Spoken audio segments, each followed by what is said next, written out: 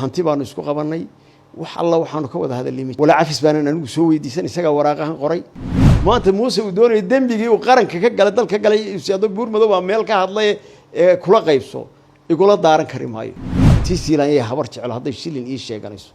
ragay baabuurta u iibisay mihi ragay dawladdu lacagta siiyaan mihi cirra waa ka joogay $100 maanta wuxuu marayaa Muuse xisbigiisii inuu baabi'iyo kala qaybiyo dabada u fadhiyo dhaqaalaha ku bixinayo inuu xisbigiisii baabi'iyo wuxuu marayaa reerkiisii Sacad Muuse Jibriil Abukar iyo Xuseen Abukar inuu kala qaybiyo halka wardiga u haya dawadayaal meel kasto oo Dareen TV ka daawanaysan waxaan noo suura gashay inaan iminka helno Boqor Cusmaan Abu Maxamuud Buurmadow oo goordhaweey tole madaxweynaha Soomaaliland oo ku baaqay Musabixi in talaabo ka qaado madaxweyne Ciro boqor ugu horeyn Dareen TV oo aad ku maamustay inaad waqti siiso iyo wareysiganba waan ku mahadcelinaa ugu horeyn madaxweynaha Soomaaliland Musabixi Cabdi waxa uu kugu eedeeyay jabkii ciidanka qaranka inaad qiratay inaad qayb ka ahayd isagoo tixraacaya wareysi dhawaan aad bixisay ugu horeyn maxaad ka oran lahayd baaqa madaxweynaha hore ee Soomaaliland ayaa inta laaba laga qaaday intaana dal ka bixin iyo eedeynta ku jirtay wareysigaaga ee ah in aad tiri ciidanka qaranka jabkiisii qayb baan ka ahayn Luqmaan aad iyo aad baad u mahadsan tahay horta mid waan ka cudur daaranayaa oo anigu madaxweynayaasha kursiga fadhiyaan wada hadalaaye qof bilaa camal oo aan dalka shaqo ah inuu isagu iska homeless ah inaan la hadlo dhaqan ahaan umalihi madaxweyne Musabixi maalintuu xilka ka digay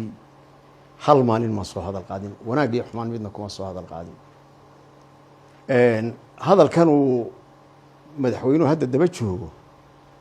sidaan u idhi sida loo fasirtay isma lahayn anigu waxaan la hadlayay qoliyaha ka reer Laascaanood baan la hadlayay arrimii maxaabiistan ka hadlayay waxaan ka hadlay maxaabiista inay difaac ahaan u haystaan waxaan ka hadlay inaanay guuleysteen haddii Soomaaliland isku duuban tahay waa sax Muuse raggii ka soo fikir dawanaa inuu dagaalamo waxaan ka soo horjeeday inuu Cali Khaliif la kulmi waayay oo siyaasad dalka kula dhaqmi waayay waxaan ka soo horjeeday inuu dhaqaalihii ka jaray cid kasta oo dawladdu gunayn jirtay oo reer soo lahayd oo dawladda u shaqayn jirtay oo u baahnayd inay nabadda kala shaqayso markaan ka hadlay hay'adaha dawladda ka hadli maayo shaqaalaha dawladda ka hadli maayo laakiin dadkii kale ee dawladda garbaha u ahaa ee madax dhaqameed ahaa cid walba lahaa markuu yidhi baad bixin maayo ayaa horta qaranka dhibaatada u horreysay ku bilaabantay dhaqankiisa waxay ahayd haddii la yidhaahdo wax xaqaba bixi wuxuu odhanaya wax bixi baa la odhan jiray baad bixin maayo isagaa dhaqankiisu caynka ah marka horta in adeerkay anigoo aan aada uga xun inaan maanta u jawaabo oo aanay dhaqankayga ahayn nin aan shaqo hayn inaan u jawaabo waxaan doonaya inaan kuu sheego anigu waxaan ka hadlay qolada Laascaanood markaan la hadlayay maydin guulaysateen haddaanu isku duubannahay laanno aniga iyo ummad kale baa diidanayd xumaanta meesha ka socota dagaalka uu Muuse bilaabay dagaalka siyaasad xumadu ka shaqeynayay diidanaa sidaad la darteed buu ciidanku ku jabay markaanu gacan siin weynay harti oo dhan uu isku tuubnaa hiil qaran hiil harti haddii alle maalin reer baa imanayay Musabixi ciidankii qaranka ee halkaa joogay maahe cid kale oo gacan siisay ma jirin anna qayb baan ka ahaa haddaan moodayo inay tan oo kale dhacayso oo qoladan reer Laascaanood ay faan ka dhiganaysana gacan baanu siin lahayn baan Muuse saasaan anigu uga hadlay laakiin qiraasho aan qirtay anigu chief of commander ku yuu ahaa dalka ciidanka xukumayay hadduu jabay iyo hadduu guuleystay Musabixi uu ahaa hadduu xumaan ciidanku ku dhacdana cid laga xisaabtamay isagoo ahaa hadeer haddii la xisaabinayo cid laga xisaabinayo isaga weey anigu markay dhibtu dhacday Ingiriiskan joogay waan maqnaa mana odhanay ciidankaas uu soo abaabulo ciidanka jabiyay hubka iyo saanadaas u dhiibay laakiin fikir ahaan anigu waxaan ka hadlayay gacan baanan siin Muuse xaaladdu ku jirayna xaalad gacan lagu siin karo maaha laano markaa ciidanka jabkiisa waxa ka horreeyay 1200 oo askari baa ku aasan og oo siyaasad xumo ugu dhimatay kuwaasaan u diidaneen xaggaana maato iyo dad fara badan oo madaafiic lala dhacayo oo kaliftay inay dad aan weligan colaad inoo qaadin ay colaad inoo qaadaan oo yimaadaan Laascaanood ka dagaalamaan ayaa keentay marka horta anigan hadalka badinaynin waxaan soo dhaweynayaa dawladdu inay la xisaabtanto cid halkaa ficilkii halkaa ka dhacay jabkii ciidanka qaranka dumistiisii kala yaaciisii ciddii ka dambeysay in lala xisaabtamo buur madow buu noqon doonaa mise Musabixi buu noqon doonaa ciidanka yaa amriyay yaa jabiyay anu waxaan qabaa dawladdu inay horta mar hadduu codsaday in lala xisaabtamo ciddii eeddaa ka mise waan soo dhaweynayaa xukuumaddu iyo madaxweynuhu inay guddi u saaraan jabkii halkaa ka dhacay in la xisaabtamo madaxweyne Ciro waxa weeyaan runtii madaxweyne aad u dul badan Muuse Biixi dembigu ku jiray in lala xisaabtamo in nolosha lagu gubo istaahili mudaaharaadayaal aan waxba geysan oo Hargeysa dhexdeeda ku laayay ciidankii qaranka oo dhan iyo qarankii oo dhan uu dagaal geliyay reer lascaanood Soomaaliland aaminsan uu ku kalifay inay nacaan Soomaaliland iyo xagga qiblada inay u soo jeestaanba uu isagu ku kalifay inay colaada inta la halka ka dhalto siyaasadiisa anigu maxaan sameeyay horta rag uu kamid yahay ugu hormuud u ahaa Biinde ninka ganacsadaha Biinde la yiraahdo Aadan Saal Cali haddaanay maalinta uu ciidanku soo joogin wax way jabki ka dhici lahaa Soomaaliland lama arkin raggiis hortaagay ciidan beeleedka ururiyay ee ka shaqeeyay anigu maxaan qabtay markuu qaranka soo jabiyay Muuse anigu waxaan ka shaqeeyay 400 oo tiknika inay habar jecel ururiso 10,000 oo ciidan inay ururiso inaanu ceerigaabo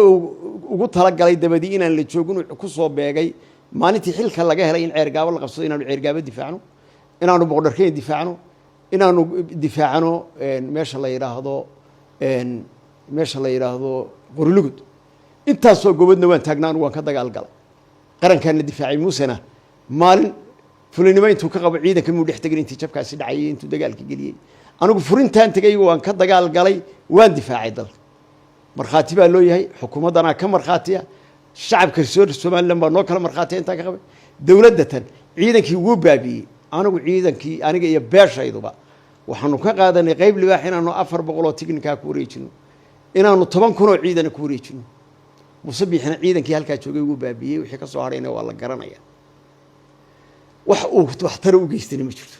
anigu waxaan leeyahay marka Muuse hadda waqti badan iskaga lumin maayo hadalkiisana ku lumin maayo waana ka cudur daaranayaa inaan la hadlaba baan ku leeyahay qodobka kale Muuse hadii la xisaabtamayo oo xisaabtan uu gar ogol yahay maxkamadda ana imanaysa ha yimaado ha ka xisaabtamo shacbiga oo dhacay dawladda iyo qaranku dhacay iska daay dawladdu hal dhaqaale ugu 100 milyan oo deyna oo xaashiya oo qoray oo dhac qarankii dhaqaalihiisu sameystay dhulkii dalkan uu waslad ka tagin jaga banaan ka tagin oo isagu intaba mas'uul ka yahay inay arintu sida u dhacdo oo dalku uu ka dhaco maanta jaga dawladeed oo banaan aanu jirin dalkaas madaxweyne Ciro Calool adeeg bi ku qabtay laakiin dal laga qaban karo oo laga dumaali karaan ma jirin anigu waxaan leeyahay Muuse Biixi maanta inuu dadka ka dhuntaabay inuu media ay soo taago maahay maanta waxay ahayd wuxuu kala qaybiyay qarankiisii Soomaaliland buu kala qaybiyay oo gobol waliba daco go'ay oo sool ay go'day badankeedii go'ay sool badankeedii go'ay lagu kala yaacay maamulo kale maanta ka jiraan uu sababay qarankii buu qabiil kala qaybiyay maanta wuxuu marayaa Muuse xisbigiisii inuu baabi'iyo kala qaybiyo dabada u fadhiyo dhaqaalaha ku bixinayo inuu xisbigiisii baabi'iyo wuxuu marayaa reerkiisii Sacad Muuse Jibriil Abukar iyo Xuseen Abukar inuu kala qaybiyo halka wardiga u haya furfurkooda ana waxa leeyahay Muuse dibindaabiyada qaranku min ab ila down inaad meel kaga kala qaybinta dalka waxaana ku oran lahaa dalkana inaad ka dhuubato annaga ragayagii adaa baabiyay ciidankayagii qaranka adaa baabiyay jamhuuriyaddii dhameeyay lagu dhiibay xuduudaheedu soo joogeen yoocada adaa baabiyo ku ciyaaray tala xumaad ugu ciyaartay fulaynimo aad ka soo carartay ugu ciyaartay ciidankaaga aad soo kala gudisay oo nidaami weyday oo taatikan oo ka soo bixiyay difaacni weyday istiraatiijiyad la'aan buu dalku ku burburay dal laguma iman maanta inaad hadba halkaad soo dibira dhacsato markaad beertii cismaan dacas wii ku soo raaxaysaa timaadad hadba qof aflagaadiisu waxay la tahay sharaf iyo karaamo toona kuma aha haddaad hadashana waa lagu difaaci buurmadow ciidanka commanderka ma ahayna adaa ka aha adaa lagala xisaabtay qaranka wixii ka xumaadana adaa ka haddaad anaga wax dembiya noo haysana kaal oo haddii aan laba leeyahay maadna xidhid adigu adiga waraaqa cafiska noo soo diraya moodaya inaad naf naga helaysee haddaanu dembi ku jiray maxaad noo xidhway intaad madaxweynahan maanta ku muusanaabaysa leedahay buurmadow xidh maxaad adigu cafiska igu fidinaysa in adeero kaalay caawi ilahay doorashada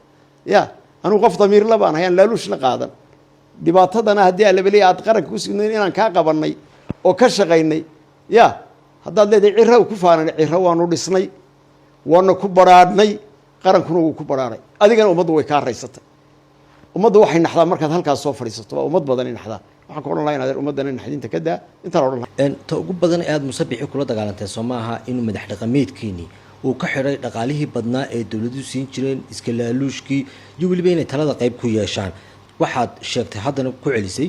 in ciidanka aad taakula siin weydeen taana ay ciidankii jabisay sow maaha dembi qaran ciidankii qarankaaga oo dagaal ku jira inaad garab siin weydaan mar kasta horta waxa weeyaan su-aalahan aad weydiinayso midii ciqaabka uu mutaysanayo qofku qarankiisa markuu baabi'iyo ya in si xun loo dilo ayuu istaahilaa qarankii lagu aaminay loo dhiibay ee loo dhaariyey wuu baabi'iyey waana ku ciyaaray taasi waxaan ka gabanayno ta labaad anigu weligay forever dowlad kasta ha timaado tii siilaan yay habar jeclo hadday shilin ii sheeganayso raggay baabuurta u iibisay ma yihi raggay dowladu lacagta siiyaan ma yihi cira waa kaa joogay $100 one day uu soo baxay intaan albaabkiisa tegey wax maan weydiisan muuse bixina ninkii ugu tacabka badnaa ee dhisaan ahaa weligay $100 maan weydiisan anigu dowladaha waxma weydiisto laakiin laga yaabay dadka qaar markaanu dowladaha isqabano inay u arkaan inaan wax ka doonayo shalay baba qaar igula kaftamaya dowladaha baad weydiisaa muuse bixi ma aan odhan baad buu bixin waayey isagaa wuxuu aaminsay hadduu qof u yimaado oo wuxuu xaq leeyahay ugu yimaado anigu baad ma bixiya ma baad baa la weydiinaya isagay caynka ahayd I don't know yaraantiisa in baad laga qaadi jiray waxaan ku qafilan waxaan ku seef garaysan arrimahaasi intaasaan kaa odhanaya talabaad qaranka haddaanu arkay anigu reer lascaanood qaranka somaliland baan u arkay in lagu duulana dembi baan u arkay in lala dagaalamana dembi baan u arkay in ciidamo lagu soo fasaxay iyo garaado dagaalansanaan qadiyadeena aaminsanayn in lascaanood la soo geliyo ciidanka la jebiyo ciidanka gacmaha la yaato laabta waxaan u arkay qarankii siyaasad xumo lagu dubinayo dagaal noocaas oo kalena ma difaaci karin anigu ya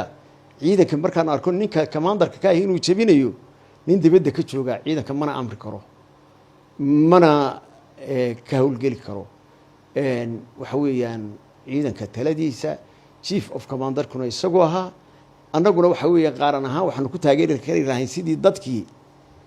kale ee naga soo horjeeday ay isugu taageersanayeen harti iyo daarood isugu taageersanayeen somalilandna wuu kala qaybiyo dee waa kuwaas dad somaliland ahay waxa lascaanood isku dilay markii dambena abaabulkii muu gelinoo dadko dhan inuu khaldan yahay oo siyaasadiisu ay khalad tahay oo siyaasadaan saxa in lagu maamulayo cali khaliif iyo raggii nabadda ka shaqaynayay siilaan iyo dowladdiisa heshiiska la gashay wixii burburinaya baa loo arkayay markaa meelaanu annagu ka gacan siino nin loo baahanoo cidba u baahanoo cidna dhegaysanayaba ma ahayn inay tiisu u quman tahayba waanu iskaga tagnay 7 sano anuba dalka uga maqnayno ingiriiska anuga joogay anugu maba joogin dalkaba taladii inuu ka xidhay madax dhaqameedkiina taladii waxaad ka siin waayey iyo galaangalkii dowladnimo soo ma jirto wararta madax dhaqameed cid wax siisaa salaadiintu soo kuwa maaha soo kama taliyaan amaraba imika ma bixiyaan madaxweyne xashan sheegin hal qabso warkuu sheegay dhigeyso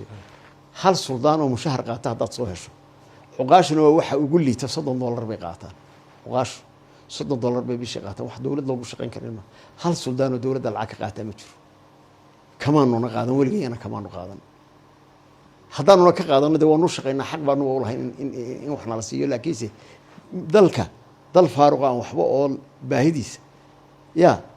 uma baahnin anigoo kale uma baahnin dee dadka ugu xoolaha badan baan ku jiraa uma baahniba baahi ii keentay in dowladdu aan wax weydiisto qarafaysto iguma jirto marka waxa weeyaan dowladdii iyo dadkii isku duubnaayo dac u wada dagaalami lahaa ee halgamayay markuu muuse tegey ceerigaa baanu wada difaacayna shacbiga somaliland oo dhan baa difaacay ciidan qaranba looma baahan dadkii isku duubnaa buu kala diro kala qaybiyey waxaan ku leeyahay maanta wuxuu kala qaybiyey xisbigiisii maanta wuxuu kala qaybiyey reerkiisii jifadiisii hoosuu kala qaybinaya ya wuxuu kala qaybiyey reer samatar buu kala qaybiyey